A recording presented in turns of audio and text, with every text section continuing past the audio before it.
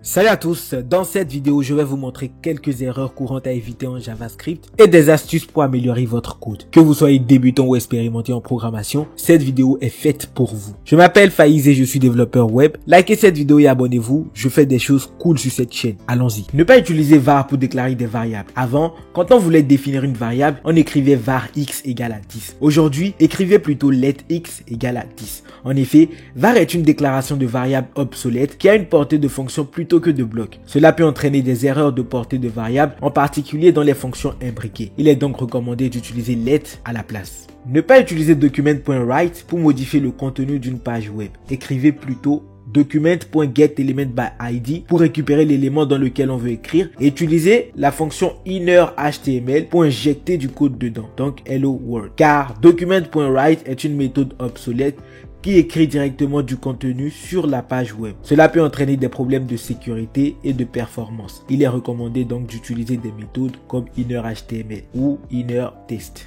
Ne pas définir de fonction globale. Pour définir une fonction, faites plutôt const myFunction égale à parenthèse flèche accolade. En effet, les fonctions globales sont des fonctions qui sont définies dans l'espace de nom global. Cela peut entraîner des conflits de noms de fonctions et rendre le code plus difficile à maintenir. Il est recommandé de définir des fonctions en utilisant des expressions de fonctions ou des fonctions fléchées et de les encapsuler dans un espace de nom approprié. Ne pas utiliser l'opérateur double égalité pour faire des comparaisons. Utilisez plutôt la triple égalité. En effet, la double égalité est un opérateur de comparaison qui effectue une comparaison faible. Cela peut entraîner des erreurs de comparaison inattendues en raison des conversions de type implicite. Il est donc recommandé d'utiliser la triple égalité pour effectuer une comparaison stricte. Ne pas utiliser la fonction eval pour évaluer des expressions mathématiques. Utilisez plutôt la fonction newFunction qui vous retourne dans cet exemple précis ce que donne x plus y. Car eval est une fonction qui peut rendre un code dangereux, difficile à comprendre et à maintenir.